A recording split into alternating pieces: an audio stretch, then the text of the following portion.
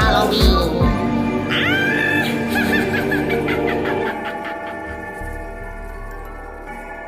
No matter what hour your clock strikes, here it's always Halloween. And I'm always your haunted host, Luce Tomlin Brenner. In the last episode, we once again visited the Celts to figure out if they had a hand in developing the first skeleton Halloween decorations.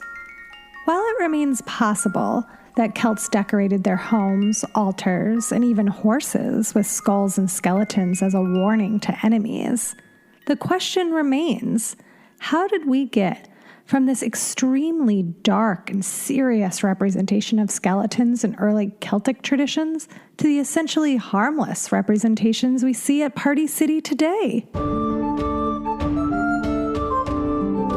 Perhaps the answer lies in a time period we've so far skipped. Let's check in on the Middle Ages.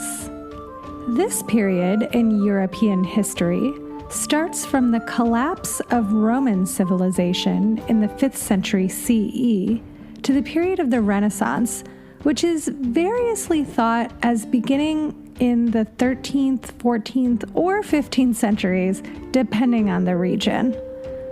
Late in the Roman Republic, complete human remains would have been less common due to the widespread practice of cremation.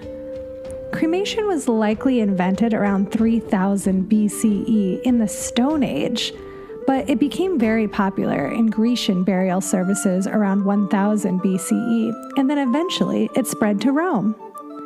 It seems that skeletons played a much smaller role in Roman death traditions, based on the limited prevalence of human remains due to cremation. This was the result of the largely urban settings that most Roman citizens enjoyed. Many actually lived in apartments. I had no idea apartments even existed that long ago.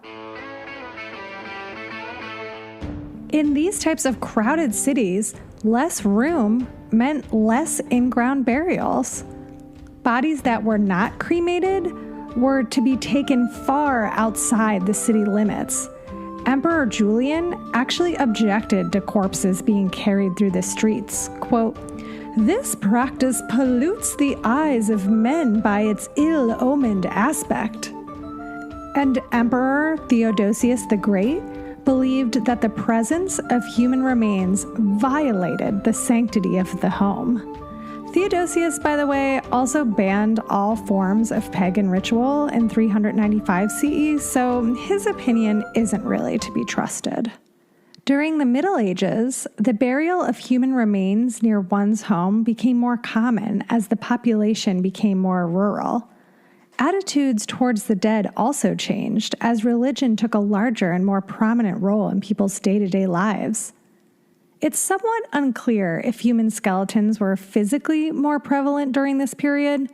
Even if there were more skeletons in the ground, it does seem unlikely that people were interacting with them in the same ways that the savage Celts were believed to. When the Roman Empire fell in 395 CE, the eastern half became the Byzantine Empire, and the center for all European learning shifted to the new Byzantine capital, Constantinople. So, take me back to Constantinople. No, you can't go back to Constantinople. Been a long time gone, Constantinople. Why did Constantinople get the works? That's nobody's business but the Turks. This shift farther east caused a great deal of instability, and people looked to the Catholic Church for guidance. Did this guileless plea for information and direction cause the church to go mad with power? Why, yes. Yes, it did. The church started embracing more and more far-fetched theories to explain disease and death, which pushed scientific inquiry backwards. They were more inclined to explain an unfortunate death as a punishment for past indiscretions than to look for a scientific explanation. Beyond simply ignoring potential scientific developments, the church actively dissuaded scientific exploration, which hindered knowledge about the inner workings of the human body. And what happens when you ignore science? Well, great, devastating, uncontrollable plagues, of course. And depictions of skeletons during the Black Plague between 1347 and 1351 seems to be where some of our modern Halloween-y interpretations of skeletons actually come from.